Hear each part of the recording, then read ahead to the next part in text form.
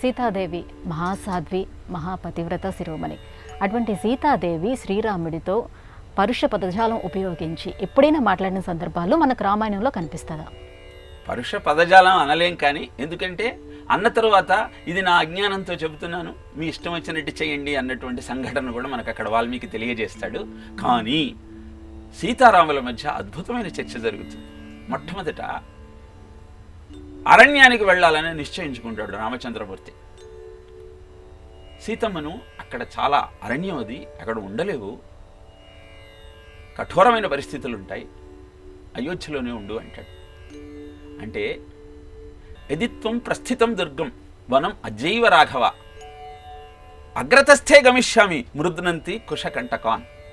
నువ్వు అరణ్యంలో నడుస్తూ ముందరికి వెళ్ళే సమయంలో అక్కడ దర్భలన్నీ కోసి ఉండటం కారణంగా అవన్నీ చాలా వేడిగా వాడిగా ఉంటాయి. అవి నీ పాదాలలో దిగపడకుండా వాటిని నేను ముందర ఖండిస్తూ నీ మార్గాన్ని సుగమం చేస్తూ వెళతాను అని అనునయంగా చెప్తుంది. రాముడు అంటాడు, వద్దమ్మా అక్కడ చాలా కష్టంగా ఉంటుంది అని అంటాడు.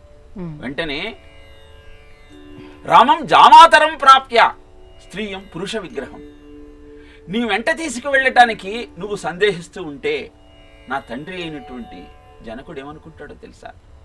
నాకు స్త్రీ రూపంలో ఉన్నటువంటి పురుషుడు అల్లుడుగా వచ్చాడు అన్న భావన కలుగుతుందని ఒక గొప్ప మాట అంటుంది. అని నా పిత, నా ఆత్మజో, ఆత్మ, నా మాత, నా సఖాజనాహ పతిరేవ గతి సదా.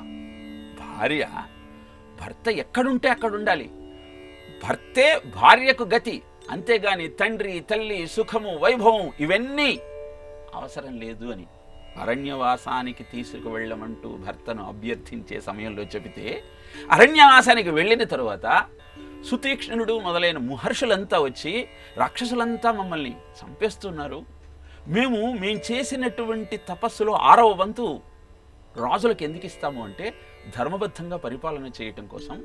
ప్రజలంతా వారు సంపాదించిన దానిలో 4వ వంతు పనుల రూపంలో కడితే 6వ వంతు మేము తపశ్శక్తిని మీకు దానపోస్తూ ఉన్నాం, కాబట్టి మమ్మల్ని కాపాడమంటే సరేనని అభయం ఇస్తాడు. అప్పుడు వచ్చి ఒక మాట అంటుంది మళ్ళీ సీతమ్మ రామయ్యతో, ప్రపంచంలో త్రీణి వ్యసన అని అత్ర 3 వ్యసనాలు ఉంటాయి. మొదటిది అబద్ధాలాడటం, రెండవది ఇతరుల భార్యను కాంక్షించటం, మూడవది పరదారాభిగమనం, వినా వైరం చ రౌద్రత, అనవసరంగా ఎదుటివాడితో గొడవ పెట్టుకొని వాడి మీద కోపాన్ని ప్రదర్శించటం. మీకెందుకు రాక్షసులతో గొడవ? ఇక్కడ మనం వచ్చింది అరణ్యవాస కాలాన్ని గడపటానికి, గడుపుదాం, వెళదాం. వెనకటికి ఇలానే సాధు సంపత్తితో ఉన్నటువంటి ఒక సన్యాసి అరణ్యంలోకి వచ్చి తపస్సు చేసుకోవడం ప్రారంభించాడు. అప్పుడు ఆయన తపస్సును భగ్నం చేయాలని ఇంద్రుడు ఒక అద్భుతమైన ఖడ్గాన్ని ఆ సాధువు దగ్గర న్యాసం చేసి వెళ్ళాడు. చేతిలో అద్భుతమైన ఖడ్గం ఉండటంతో అప్పటిదాకా సాత్విక జీవనం గడుపుతున్న ఆ మహర్షి క్రూరుడైపోయాడు, కిరాతకుడైపోయాడు. ఆ ఖడ్గంతో అక్కడ ఉన్న చెట్ల కొమ్మలను నరుకుతూ, క్రూర మృగాలను నమ్ముతూ సాత్విక జీవనాన్ని వదిలేసి క్రూరుడుగా మారిపోయాడు. చేతిలో ఖడ్గం ఉన్నంత మాత్రానే అలా మారిపోయాడే, కావాలని రాక్షసులతో వైరం పెట్టుకుంటున్న మీ యొక్క ఆలోచన విధానమే మారిపోతుంది కదా. కాబట్టి మనకు రాక్షసులతో వైరం వద్దు అని రాముడితో చెప్పి, నాకు తెలిసిన విషయాలు చెబుతూ ఉన్నాను, మీ ఇష్టం వచ్చినట్టు చెయ్యండి అని ఆఖరిగా కొసమెరుపుగా ఒక మాట అంటాడు. అప్పుడు రాముడు అంటాడు, ఎక్కడైతే క్షత్రియుడు ఉంటాడో, క్షత్రియ అన్న శబ్దానికి క్షతాత్ త్రాయతే అయితే క్షత్రియ, ఎదుటివాణ్ణి దెబ్బ నుంచి ఆపద నుంచి కాపాడగలిగిన వాడే క్షత్రియుడు. నేను క్షత్రుడనై అరణ్యంలో ఉన్నటువంటి జనాలనందరినీ కాపాడటానికి వచ్చాను, కాబట్టి వారిని కాపాడి తీరుతాను అని ఖరదూషణాది రాక్షసులందరినీ ఒక్క బాణంతో నెలకొలుస్తాడు. కనుక ఇలాంటి అనేక ఘట్టాలు ఉంటాయి.